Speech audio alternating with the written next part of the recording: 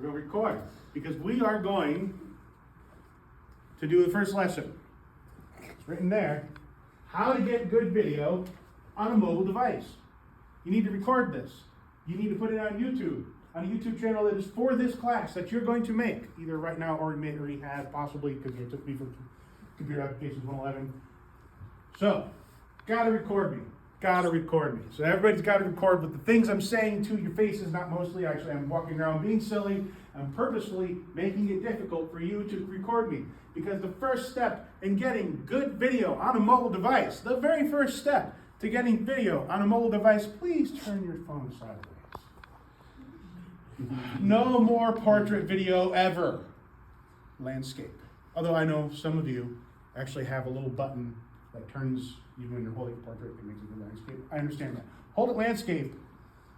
That's the first step. Because you're going to be using my cameras, and they're like $200, which actually is not expensive. However, you break it, you got to buy me a new one. They won't give you your diploma until you buy me a new one. So, landscape. 2 hands. How much does this thing cost? And my parents bought it for me. It was at least $1,000. At least $1,000. Get your hands on there. Mine are only $200. This is $1,000 too. But my video cameras, my camcorders, they're $200. About, I think the price is now $220 just because, time. They're good. But you're going to put both hands on those cameras. And you're going to hold them in landscape mode. Because if you hold them in portrait, it'll look real silly. So, 2 hands, landscape mode.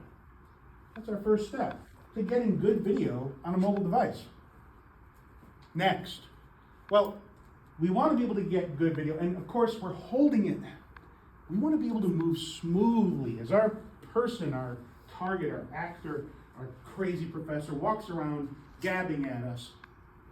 So what do we want to do? Well, we want to try and take out a lot of the bounce that our bodies put into.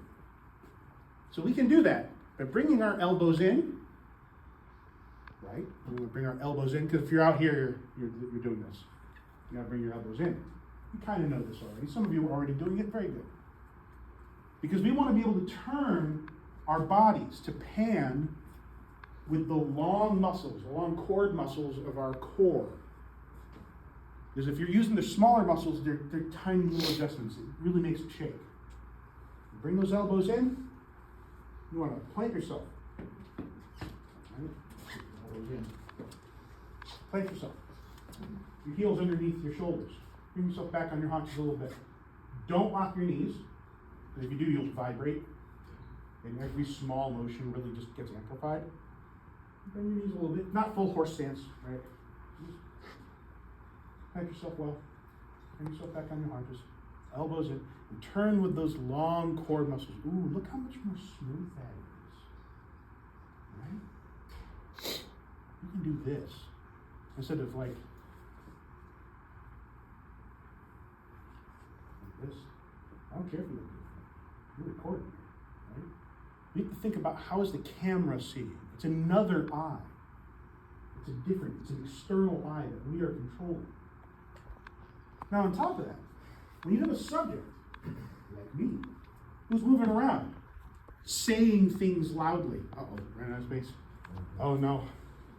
Saying things loudly, we got to keep that subject in the center of the frame on our cameras.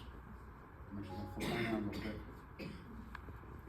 Got to keep it in the center of the frame, because that center of the frame, that middle of what you're looking at, that middle part, that's where the focus is the best on these cameras, on these lenses, on the ones that you're looking at me with.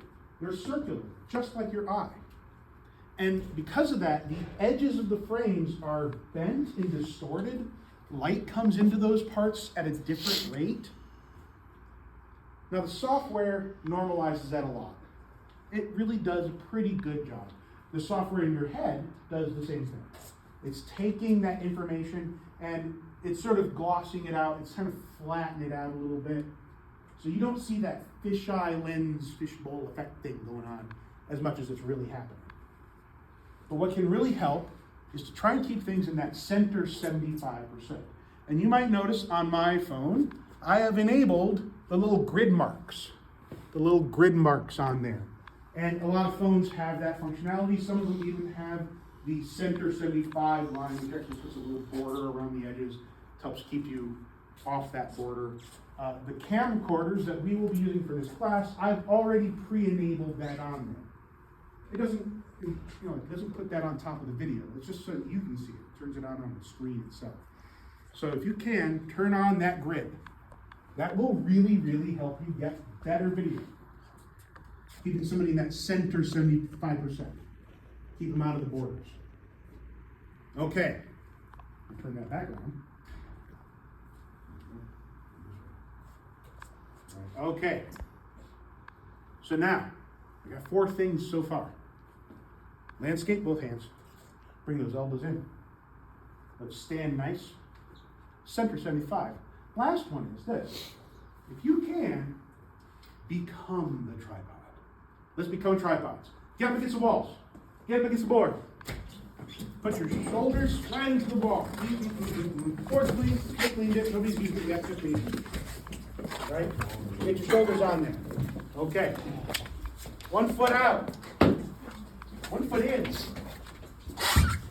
I am now, my body, all of me, is being put into this ball, and I've got my elbows in.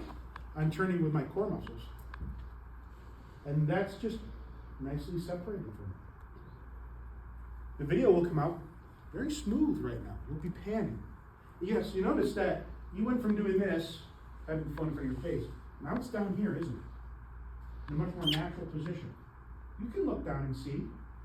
You can also be pretty assured whatever's going on here is similar to what you're seeing up here. Your video is coming in smoother and nicer. You got a good idea here. You know what's even better than getting up against the wall? If you can get up in a door frame.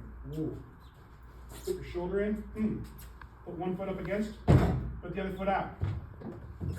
This takes all of you out of it.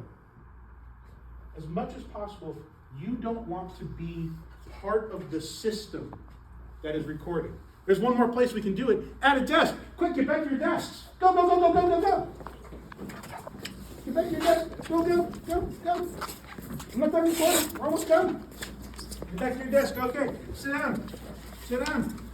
I frankly think that this is how you should take notes for everything, for all your classes.